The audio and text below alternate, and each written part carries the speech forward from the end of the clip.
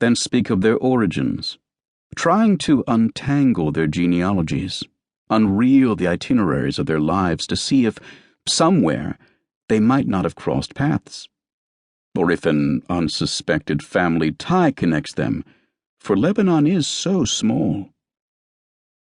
Sipping tea that the caravanners sitting off to one side served them, to another side sit Gawad and Samuel's escort of riders, they finally come to what has brought them to this thankless land.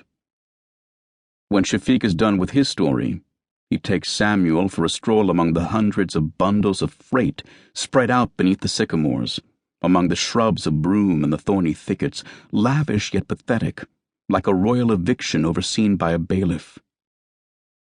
And that is when Samuel discovers the mirrors in their bronze frames beneath their worn tarps, the wall frescoed with birds tossed on the sand like an old rug in the sun's harsh menace, and the fragments of sculpted ceiling, one side concealed by coverings of makeshift scraps, and the other peeking through like bedmates disputing a single too-small blanket. Now as Shafiq drags him around with a tired air from one piece to another of his Barbary palace, pathetically unbundled in the middle of the savannah, Samuel stares hard at his fellow countrymen, whose explanations he no longer hears. Besides, these grow ever shorter and wearier, finally no more than vague hand-waves that serve as much to point out the numbered sections of a Moorish marble fountain or a bell-shaped chimney as to say that all this is most likely destined for imminent disaster. And sooner or later, Samuel naturally comes to wonder if Shafiq Abyad isn't a bit touched in the head. Then he thinks if maybe, after suffering the whims of Colonel Moore, he must now suffer those of Shafiq Abyad. But he is the kind of man to shoulder other people's whims, to make them his own. And here he is, letting himself be swept along on Shafiq's oddball odyssey. At first it is just to lend a helping hand, of course. Samuel has 25 black warriors from Gawad's tribe on loan from Qasim Wedjeber, but who would let themselves be torn to shreds for him. He has maps, which are useless, since he's the one who draws them up from what he sees, but they give him confidence. And above all, he has Moore's gold, of which he says not a word at first. And besides, things are always easier with two people.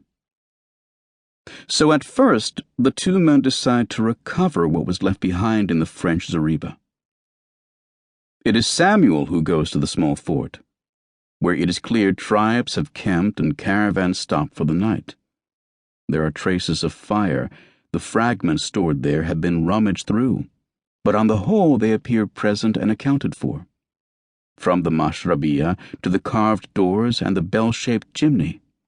From all appearances, the tribal chieftains and camel drivers must have scratched their heads over the spectacle of this treasure straight out of Ali Baba's cavern. They must have looked in vain for gold or precious objects, for lack of which they contented themselves with sleeping amidst this incomprehensible pomp before departing with a shrug of their shoulders.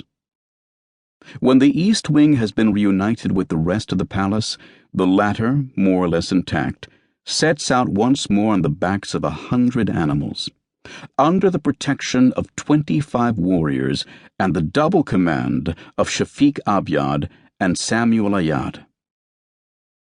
For months they will pay visits once more to tribal chieftains and black princes.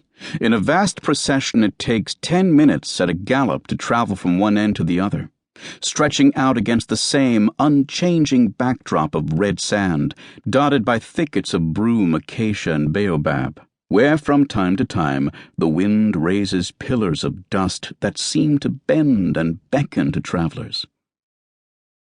But the convoy's grandeur, in fact, conceals massive problems. Shafiq Abyad is bankrupt. He owes his men money. They follow him now only in hopes of getting their due. Meanwhile, they do as they please, give their opinion on each new destination instead of serving as guides or looking after the animals,